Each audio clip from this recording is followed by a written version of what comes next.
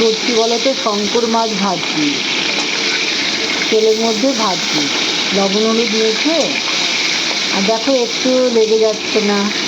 আমি তেলটা যখন গরম হয়ে গেছে তখন একটু লবণ ছিটা দিয়েছি, তাতে লবণটা দিয়ে তারপরে মাছগুলো দিয়েছি। আরও কিছুটা আছে, সেটাও ভেজে নেব।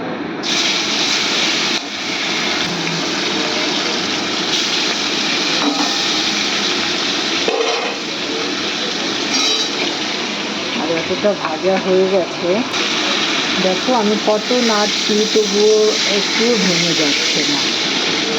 তোমাদের বলি না, এটা একটা দারুণ টিপস। তেলটা গরম হয়ে গেলে তারপরে একটু লবণ দেবে, তারপরে মাছ দেবে, তাহলে কোনো দিনও ভাঙবে না। এদিকে দেখো কুমড়োর ঘন্ট হয়ে গেছে উচ্ছে দিয়ে, আর এদিকে উচ্ছে আর আলু একসঙ্গে লম্বা লম্বা করে ভেজে নিয়েছি। আর পালং শাক, শিম, বড়ি, বেগুন দিয়ে এইভাবে উচ্ছে ভাজা খেতে না খুব ভালো লাগে। আমি বীজগুলো সব ফেলে দিই, কখনো বীজগুলো না রাখি না। দেখো এই যে মশলা, এটা হচ্ছে আদা রসুন, আর এটা হচ্ছে জিরে, আর একটু ধনিয়া পাউডার, আর একটু কাশ্মীরি লঙ্কার গুঁড়োটা নিলাম। আর মশলাটা আমি পাটা পুঁতুতে বেটেছি। ততক্ষণে আমার মাছটা ভাজা হয়ে গেছে। এদিকে জিরে তেজপাতাটা দিয়ে দিলাম। এবারে না পেঁয়াজগুলো দিয়ে দেবো।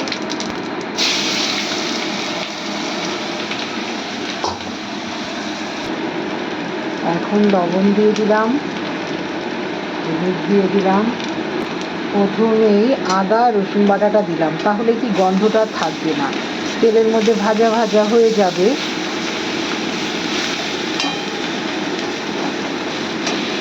এবারে আমি জিরে বাটাটা, ধনিয়া পাউডার আর কাশ্মীরি লঙ্কার গুঁড়োটাও দিয়ে দিলাম। আর কি বলতো, একটু লঙ্কাও দিয়ে দিলাম গোটা।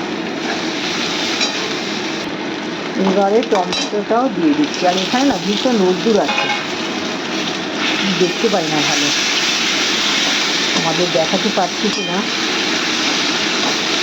এবার ভালো করে কষিয়ে নিলাম। আর আমি না আলুটা আগে থেকে কুকারে দুটো সিটি দিয়ে আমি এইভাবে ছাড়িয়ে নিয়েছি আর ভাজিনি। এবার মশলাটা ভালো করে কষানো হয়ে গেছে, এবারে জল দেবো। আর একটু কষাই, তারপরে এবারে না এর মধ্যে একটু জল দিয়ে দেবো।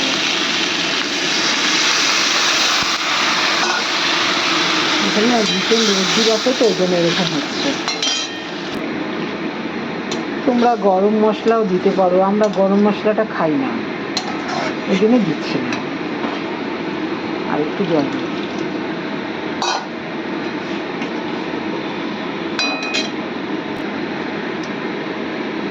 ফুটে গেলে মাছগুলো দিয়ে দেবো। যে মাছগুলো ভেজে রেখেছি একেবারে ফুটে আছে, এখন আমি মাছগুলো সব ঢেলে দিয়ে দিলাম।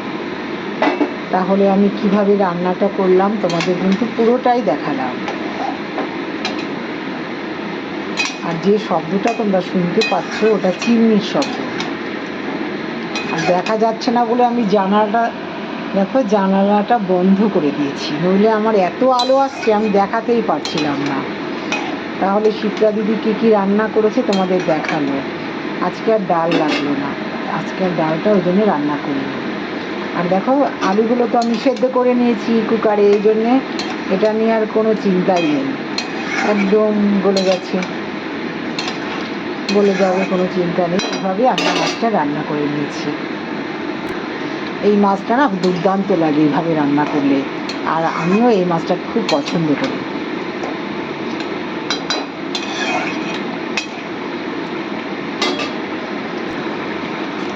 সীমানা ছাড়িয়ে যাইনি হারিয়ে। দেখো শিপ্রা দিদি রান্নাটা দেখালো। তাহলে চিমনিটা না বন্ধ করে দিয়েছি, আর দেখতেই পাচ্ছ কিভাবে ফুটছে।